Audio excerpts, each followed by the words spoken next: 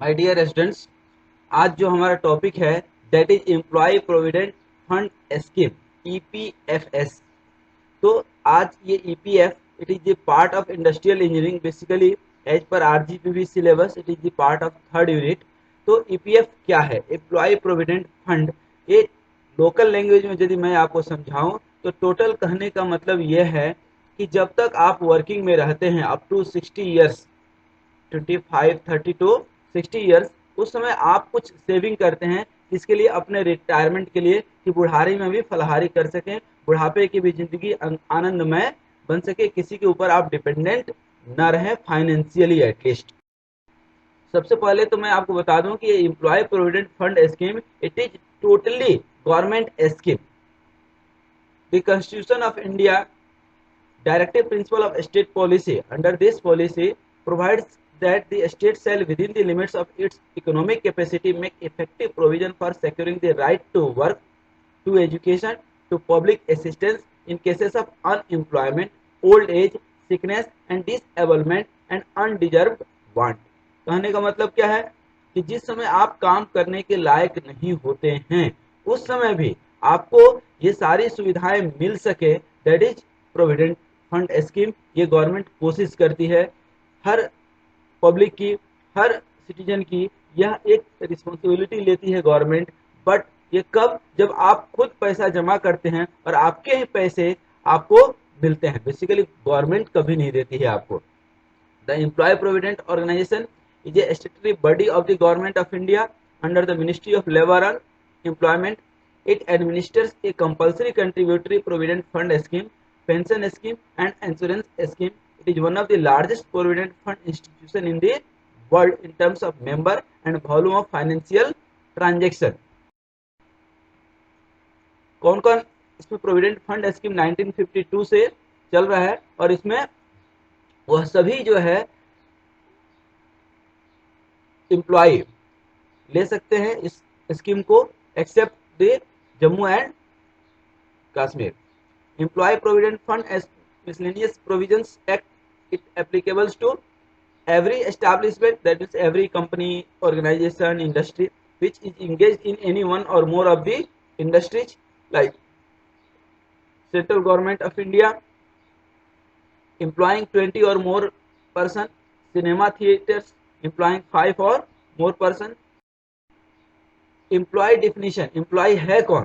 तो आप जहां भी कहीं काम करते हैं, जहां भी कहीं आपको एक सैलरी मिल रही है, either it may be weekly और monthly, then it is the responsibility of employer to ensure your future plan, to ensure your retirement, that is called employ.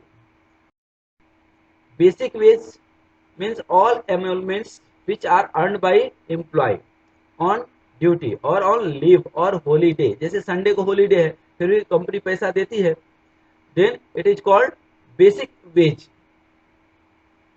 paid or payable in cash but does not include the cash value of any food concession। खाने पे जो आपको छूट मिलता है वह आपके basic veg या सैलरी में नहीं आता है। Dearness allowances also don't comes like house rent, over time जो आपने काम किया, बोनस जो आपको मिला, जो कमीशन मिला, this all comes extra money. Any present कोई गिफ्ट यदि एम्प्लॉयर आपको देता है, that also don't include in. Basic purpose जो है इसका क्या है कि आप रिटायरमेंट के बाद भी आप इंजॉय कर सके life. Medical care, life long कभी भी आपको जरूरत पड़ती है, जब तक आप जॉब में है तो भी, जॉब में नहीं है तो भी you will get the medical care. कभी आपको घर बनाना है, बच्चों की शादी करनी है, तो you get the benefit from the EPF। आप पैसा विड्रॉ कर सकते हैं, फुल नहीं, partial withdrawal is possible. Education of the children, बच्चों की फाइनेंशियल और insurance policy, that means it is one kind of contribution made from your side for the benefit of retirement। In respect of establishment employing 20 or more person engaged in industry notified under section 6 of Act 12% of the basic pay or DA cash value of food concession and returning allowances if any subject to a maximum of 6,500 per month. Voluntary higher contributes are also acceptable at the joint request of the member and the employer. However, the rate of contribution is 10% in respect of following categories. Any establishment covered prior to 1997, which less than 20% are employed.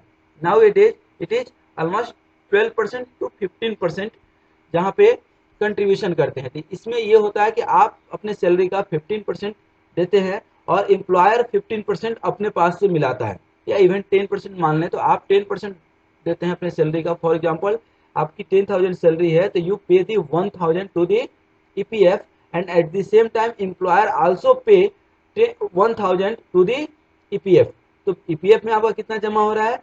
2,000 जमा हो रहा है। तो इसमें employ को भी benefit है और एम्प्लॉयर को भी बेनिफिट है, क्योंकि वह जितना आपको पे करता है he gets the tax benefit from the.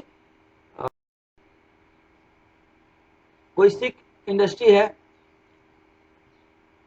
Sick that means industry which is getting loss over loss, तो वह भी जो है आपको ईपीएफ का बेनिफिट दे सकता है। Establishment engaged in jute, bidi, brick, छोटे छोटे जो इंडस्ट्रीज हैं, शुगर इंडस्ट्री,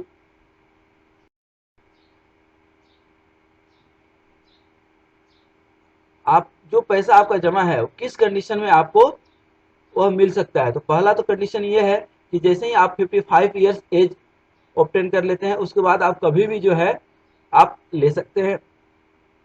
रिटायरमेंट के बाद आप रिटायर्ड करते हैं परमानेंटली, कभी भी पहले आप वीआरएस ले लेते हैं तो भी आपको मिल जाता है।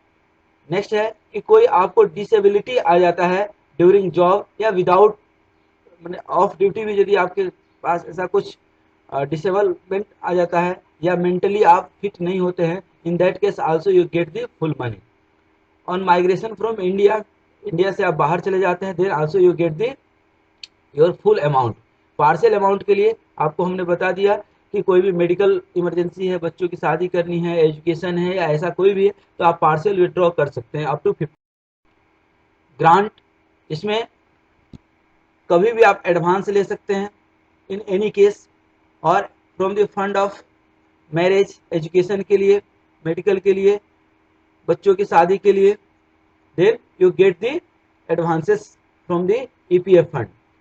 मोर ओवर लोकल लैंग्वेज में अगेन आपको बता दें कि हर एम्प्लॉय की खुद की जिम्मेदारी है कि वह ईपीएफ में पैसा जमा करे ताकि ये दिन नहीं देखना पड़े। आप लाइफ एंजॉय करना चाहते हैं तो थोड़ा सा आपको रिटायरमेंट के बाद का भी सोच करके चलना चाहिए। What ever you earn at least 2%, 3% you have to donate someone needy person, and up to 10% you have to save for your future।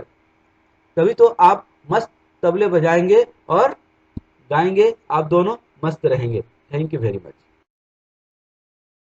अब जाते जाते हम यह उम्मीद कर सकते हैं कि आज आपने जो वीडियो देखा काफी कुछ समझ में आया होगा, और यदि आपको कुछ कम समझ में आया है तो इसको आप एक बार और देखिए।